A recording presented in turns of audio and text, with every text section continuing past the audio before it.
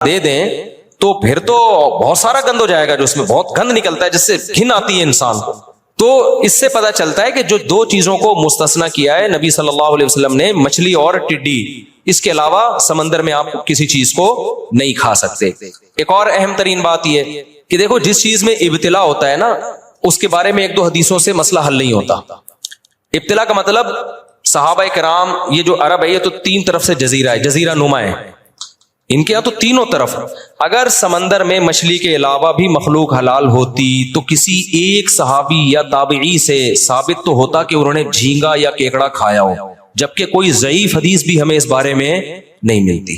حالانکہ جو ساحل سمندر پہ رہتے ہیں وہ تو جتنا شوق سے مچھلی کھاتے ہیں اس سے زیادہ جھینگا اور کیکڑا کھا رہے ہوتے ہیں وہ. تو یہ بہت مضبوط دلیل ہے امام حنیفہ کی. جو میں نے بتایا تھا نا، وہ امام صاحب پہلے قرآن کو وہ زیادہ اہمیت دیتے ہیں. تو قرآن کی جو دو آیتیں ہیں نا کہ تمہارے لیے مردار کو حرام قرار دیا گیا ہے، حدیث میں صرف مچھلی کو مستثنا کیا گیا ہے، تو اس آیت کو، اور پھر خبائث حرام ہے، تو کہتے ہیں اگر یہ سب چیزیں آ جائیں تو اس میں تو پھر کچھوے اور مگرمچھ اور اس سے بھی زیادہ ایسی چیزیں جو انسان روز کو پھینکتا ہے کہ یار یہ کیا گند ہے. تو کسی صحابی سے ثابت نہیں ہے، کسی تابعی سے ثابت نہیں ہے کہ مچھلی کے علاوہ کسی بھی چیز کو انہوں نے ایک دفعہ کھانا بھی ثابت نہیں ہے. تو اس لیے، اور پھر ویسے بھی گوشت جو ہے نا، گوشت اس میں اصل ہے حرمت. جب تک حلال ہونے کی دلیل نہ ہو اس کو کیا سمجھا جائے گا؟ حرام سمجھا جائے گا، جب تک حلال ہونے کی دلیل نہ ہو. تو سمندر کی دیگر جتنی مخلوق ہے، اگر دلائل اس میں ٹکرا رہے ہیں کہ پتہ نہیں حلال ہے حرام ہے، تو جب تک حلال ہونے کی واضح دلیل نہیں ہوگی شریعت کے اصول کے مطابق اس کو حرام ہی سمجھا جائے گا. کیونکہ گوشت میں شریعت نے احتیاط کا حکم دیا. اس کی مثال ایسے ہے کہ جیسے آپ نے کسی جانور کو اللہ کا نام لے کے شکار کیا، گولی لگی اور ادھر سے کسی کتے نے بھی آگے مار دیا اس کو. اب آپ کو نہیں پتا چل رہا کہ یہ آپ کی تیر کی مثال دے رہا ہوں میں، زیادہ بہتر ہے کہ آپ کے تیر سے یہ مرا ہے یا کتے کے کاٹنے سے مرا ہے، تو وہ حرام ہے آپ کے لیے. کیونکہ اس میں کیا پیدا ہو گیا؟ شک پیدا ہو گیا. جب تک یقین نہ ہو اس کو حرام سمجھا جائے گا.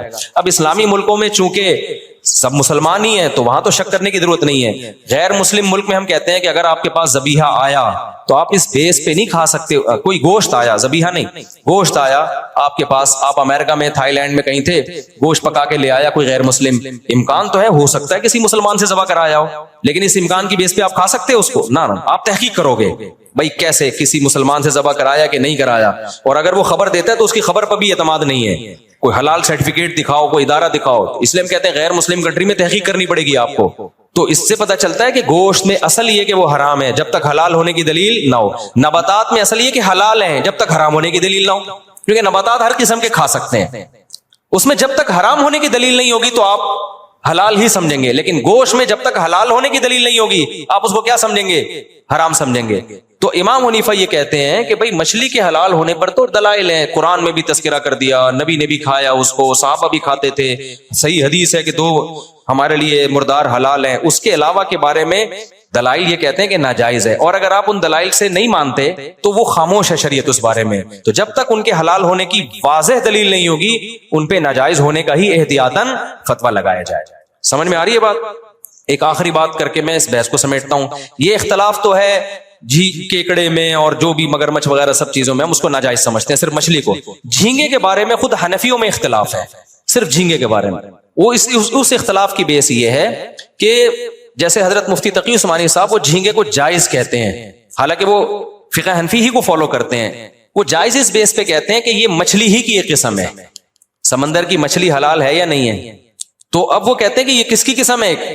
مچھلی کی قسم ہے. جب مچھلی کی قسم ہے تو یہ جائز ہے. جبکہ ہمارے ہاں جو احناف میں جو جمہور علماء ہیں وہ کہتے ہیں کہ مچھلی کی قسم میں یہ داخل نہیں. حضرت مفتی تقی عثمانی صاحب کا جو استدلال ہے وہ یہ ہے، میں نے پورا ان کا رسالہ پڑھا. اس طرح بنگلہ دیش کے علماء بھی اس کو مچھلی کی قسم میں داخل کرتے ہیں. مفتی عبدالسلام چاٹگامی رحمۃ اللہ علیہ، بڑے مفتی تھے بنوری ٹاؤن کے، بنگلہ دیش سے ان کا تعلق تھا، وہ بھی کہتے تھے مچھلی کی قسم میں داخل ہے. اور اس کی دلیل وہ یہ دیتے ہیں کہ بھائی جتنی بھی لغت کی کتابیں ہیں نا اس میں جھینگا مچھلی لکھا ہوتا ہے. کیا لکھا ہوتا ہے؟ جھینگا مچھلی. جو مولانا یوسف لدھیانوی شہید رحمۃ اللہ علیہ تھے، یا مفتی رشید احمد صاحب، یا جو ہمارا جو جامع رشید کا فتویٰ ہے وہ یہ ہے کہ بھئی یہ مچھلی کی قسم میں داخل نہیں ہے. اور اس کے دلائل، پہلی بات میڈیکل سائنس، کیونکہ ہر فیلڈ میں نا اس کے ماہرین کی رائے کا اعتبار ہوتا ہے. تو جتنے بھی ڈاکٹروں سے ہم نے رابطہ کیا ہے، مفتی رشید احمد صاحب کے دور میں تو تمام ڈاکٹر، بہت سارے ڈاکٹروں کا پورا پینل بلایا تھا اور ان کا تھا میڈیکلی یہ کیا ہے.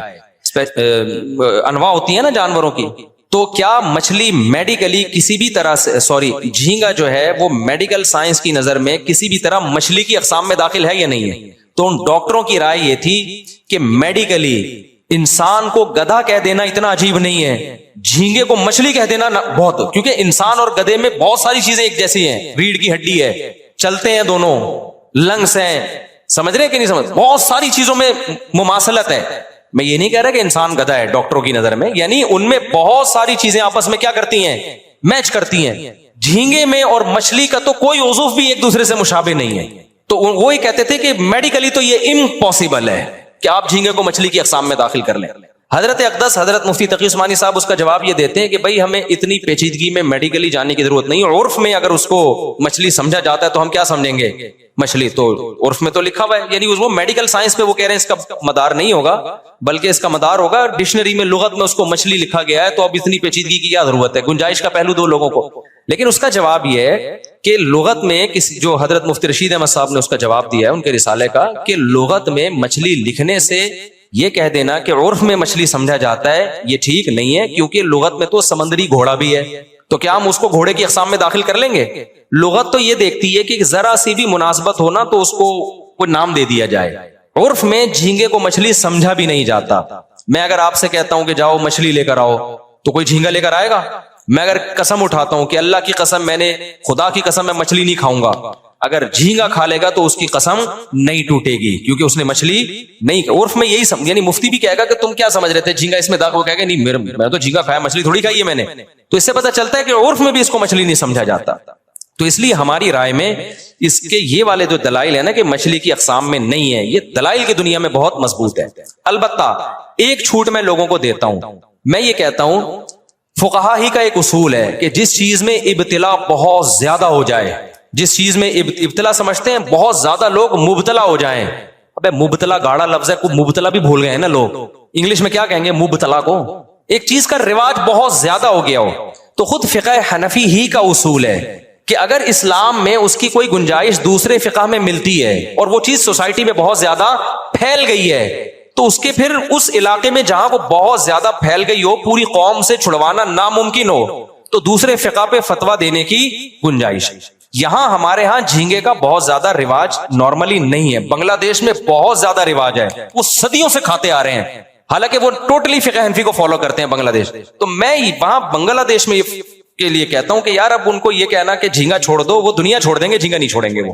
تو میں بنگلہ دیش کے علماء سے کہتا ہوں کہ فقہ حنفی کو چینج نہ کرو، فقہ حنفی میں تو جائز نہیں ہے، لیکن فقہ حنفی میں ہی ایک اصول ہے حضرات فقہا کا کہ اگر ابتلا کسی چیز میں بہت زیادہ ہو جائے اور لوگوں سے وہ عادت چھڑوانا ممکن نہ ہو تو ایک پھر یہ ضرورت ہے، تو ضرورت میں امام شافعی کے قول پہ فتویٰ دیا جا سکتا ہے۔ تو صرف جھینگے کی کیکڑے کی طرف نہ جاؤ، مگرمچھ کے انڈے مت کھاؤ، کچھوے کے انڈے مت کھاؤ، اور جو سمندر سے آڑی ترجی چیزیں نکل رہی ہیں وہ مت کھاؤ، صرف جھینگے کی حد تک بنگلہ دیش میں گنجائش دی جا سکتی ہے، وہ صدیوں سے کھاتے آ رہے ہیں، ان کو چھڑوانا دنیا چھوڑ دیں گے، وہ جھینگا نہیں چھوڑیں گے۔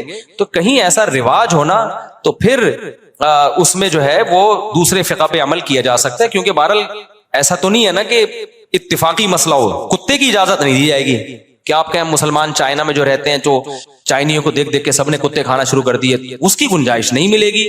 وجہ اس کی کتا سب کے نزدیک کیا ہے، حرام ہے۔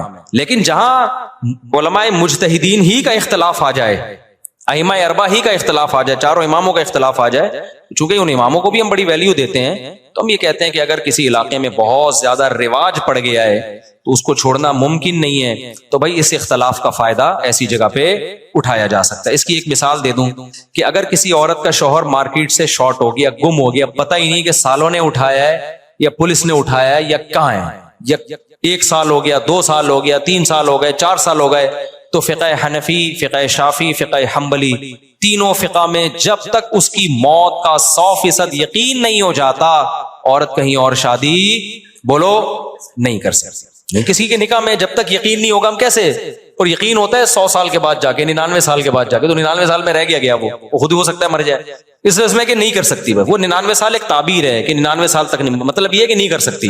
اب ہوا یہ تھا ہندوستان میں ہندو بلوائی آتے تھے، بہت سارے مسلمانوں کو کاٹ کے چلے جاتے تھے، اس میں لاکھوں مسلمان لاپتہ ہو گئے۔ جب یہ ظلم ہوا ہے نا ہندوستان میں، اب بھی ہوتا رہتا ہے، ہزاروں عورتیں کا پتہ ہی نہیں کہ ان کا شوہر زندہ ہے کہ مر گیا. تو اب ایسی شدید ضرورت کے موقع پر ایک دو عورتوں کا مسئلہ تھوڑی تھا, ایک بلوا ہو گیا نا, عموم بلوا, ابتلا پھیل بہت زیادہ ہو. تو پھر مولانا شریف تھانوی رحمۃ اللہ علیہ اور جتنے بھی ہمارے دیوبند کے علماء ہیں انہوں نے مجلس کی, انہوں نے کہا کہ اگر ہم فقہ حنفی پہ رکھیں گے, یہ تو ہزاروں عورتوں کو ان کا پتہ ہی نہیں چل رہا شوہر زندہ ہے مر گیا ہے. تو پھر فقہ مالکیہ کو لیا گیا ایسی شدید ضرورت کے موقع پہ. ہم کہتے ہیں عوام کے لیے جائز نہیں کہ خود ہی چھلانگے مارے, علماء خود سمجھتے ہیں کہ کس موقع پر دوسرے فقہ پہ فتویٰ دینے کی گنجائش ہے. تو خود علماء نے قائل کیا, بیٹھے اجلاس ہوئے, تو پھر فقہ مالکیہ پہ فتویٰ دیا گیا بھئی ایسی شدید ضرورت میں ہزاروں عورتوں کا مستقبل داؤ پہ لگ رہا ہے. تو فقہ مالکیہ میں یہ ہے کہ عورت 4 سال انتظار کرے, کیس کرے عدالت میں, جج یہ سمجھتا ہے کہ مارکیٹ میں مل نہیں رہا شوہر, تو پھر وہ اس کا نکاح عدالت ختم کر کے کہیں اور نکاح کرا دے گی. پھر پرانا والا شوہر اگر مل گیا تو مالکی فقہ میں تو ہے کہ نئے والے کے ساتھ ہی رہے گی, لیکن فقہ حنفی میں علماء نے کہا ہم نے چونکہ ضرورت کی وقت کی حد تک لیا ہے, تو اب جب پرانا آ گیا ہے تو اب ضرورت کیا ہو گئی, ختم. اب یہ پرانے کے پاس جائے گی, نئے سے نکاح ختم کیا جائے گا اس کا. سمجھ رہے کہ نہیں سمجھ رہے؟ تو ضرورت کے وقت علماء خود گنجائش دیتے ہیں کہ بھائی, اور یہی اسلام کا ایک اختلاف کا ایک فائدہ ہے, ایک فلیکسیبلٹی رکھی ہے اللہ تعالیٰ نے تاکہ قیامت تک یہ دین اور مذہب چل سکے سوسائٹی کے حساب سے. تو خود سے یہ کام نہ کیا کریں پینترے بدلنے والا, لیکن علماء خود گنجائش دے دیتے ہیں جہاں ابتلا ہو, جہاں عادت چھڑوانا پاسبل ہی نہیں رہا تو گنجائش دے دیتے ہیں کہ بھائی کیکڑے کے بارے میں تو نہیں دیتے گنجائش, اسی طرح یہ مگرمچھ کے انڈے منڈے نہیں کھائیں آپ, ٹھیک ہے نا, لیکن جھینگے کے بارے میں خود حنفی علماء گنجائش دے دیتے ہیں کہ اگر کہیں ابتلا بہت زیادہ ہے تو بھائی اس پہ زیادہ شدت مت کرو, کھانے دو اس کو. امام شافعی کے قول کو لینے دو اس کو. میرا معمول یہ کہ میں نہیں کھاتا جھینگا, کیونکہ مجھے کیا ضرورت ہے بھائی, جیسیوں کم چیزیں, مچھلی کی 100 اقسام ہے, وہ پہلے کھا کے فارغ ہو جائیں تو جھینگے کے بارے میں سوچیں گے. لیکن اگر کوئی میرے سامنے بیٹھ کے کھا رہا ہو تو میں اس کو کچھ کہتا بھی نہیں ہوں, کیونکہ بہرحال علماء حنفیہ میں یہ اختلاف ہے, تو آپ کیوں اپنی رائے دوسرے پہ تھوپ رہے ہو. تو بہت سے لوگ ڈھٹائی کے ساتھ مجھے منہ چڑا چڑا کے جھینگے کھا رہے ہوتے ہیں میرے سامنے, تو میں اپنی رائے تھوپتا نہیں ہوں, تو کہتا ہوں کھانے دو, اب اختلاف ہے اس میں کیا کریں, کھا رہے تو کھانے دو. ایسا نہ ہو کہ اب آپ کھانا چھوڑیں تو جا کے ہر ایک کو ٹارچر کرنا شروع کر دیں. تو اختلافی چیز ہے تو اس کو ہلکا پھلکا ہی رہنے دیں, احتیاط خود کریں آپ. اتنی ساری چیزیں ہیں. امام صاحب کا موقف جو ہے دلیل کے لحاظ سے بہت مضبوط موقف ہے, بہت مضبوط موقف. کسی صحابی نے نہیں کھایا, کسی تابعی نے نہیں کھایا, بھائی مچھلی کھائی ہے تو مچھلی کھاؤ آپ. تو خلاصہ یہ نکلا کہ اگر کوئی میرے سامنے بیٹھ کے کتا کھائے گا وہ میں نہیں کھانے دوں گا, میں کہ تیری رائے تو ادھر بیٹھ کے کھا. جھینگا کھائے گا تو چونکہ اختلافی مسئلہ ہے اس کو میں کھانے دوں گا, مجھے کھلانے کی کوشش کرے گا تو میں نہیں کھاؤں گا. کیونکہ میرا خیال یہ ہے کہ اگر انسان اسی طرح رخصتوں پر ادھر ادھر کلابازیاں کھاتا رہے نا تو برکت ختم ہو جاتی ہے, پھر اس میں پھر وہ سری ناجائز کی طرف بھی جانا شروع کر دیتا ہے. اپنے بارے میں میرا وہی موقف ہے کہ بھائی 20 ہاں کوئی چیز ساری چیزیں ہی کھانے کو ختم ہو جائیں, پھر کتے سے بہتر ہے آدمی کیا کھا لے کہ کھانا نہ مل رہا ہو, پھر یار اختلاف سے فائدہ اٹھاؤ, بھوکا تو نہیں رہنا نا, پھر اختلاف. لیکن ایسا ابھی ہے نہیں, سب کچھ کھانے کو مل رہا تو میں جھینگے کی طرف ڈائریکٹ کیوں جاؤں, احتیاط پر عمل کروں. کسی صحابی نے نہیں کھایا, کسی تابعی نے نہیں کھایا, تو میں احتیاط پر عمل کرتا ہوں. کتا کھائے گا میرے سامنے, میں اس کو کتوں کو کھلا دوں گا پھر میں. تو یہ ہے اس بارے میں پوری رپورٹ میں نے پیش کی ہے. باقی جو لوگ اس میں ابو حنیفہ پہ طنز کرتے ہیں نا کہ ابے حنفیوں کے پاس کوئی دلیل نہیں ہے, کوئی دلیل نہیں ہے, سمندر کی سب چیزیں جائز ہیں, تو ان کو بس ایک جو طنز کر رہا ہے, جو طنز نہیں کر رہا تو اختلافی مسئلہ ہے. بھائی بعض لوگ طنز کرتے ہیں تو ان کو بولا کرو پھر مگرمچھ کے انڈے کھانے کا بھی فتویٰ دے تو, پھر تو کچھوے کے انڈے کے جائز ہونے کا بھی فتویٰ دے, تاکہ وہی انڈے لوگ اٹھا کے تیرے سر پہ مارے. تو پھر اتنی بات نہیں, پھر پوری بات کرو آپ. تو یہ ہے اس مسئلے کی تھوڑی سی میں نے آپ کے سامنے ڈیٹیل میں. اچھا, جھینگے کا بزنس جائز ہے, کاروبار جائز ہے.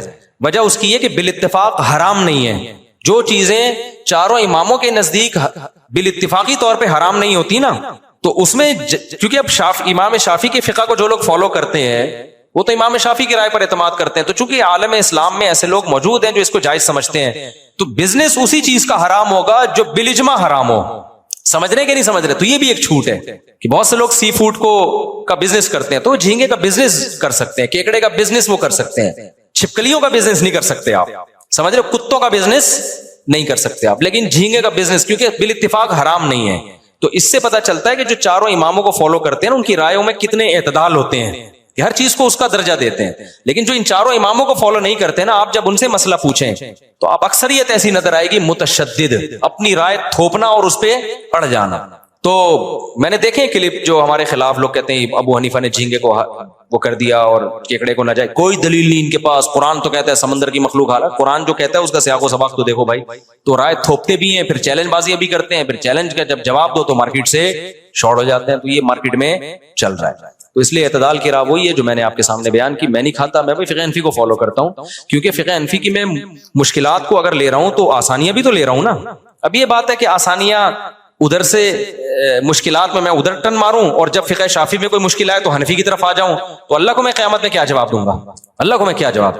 میرے جسم سے خون نکلا تو میں کہوں یار میں نے جو ہے نا امام شافعی کی رائے ہے کہ جی وہ خون نکلنے سے وضو نہیں ٹوٹتا, تو ایسے ہی چلو.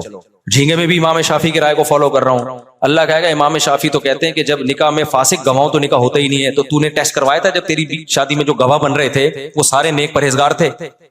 تو میں کہوں ابو حنیفہ کی رائے میں تو ہو گیا. تو اللہ میاں کہے گا ادھر کبھی تو ادھر جا رہا ہے, کبھی کیا کر رہا ہے, خواہشات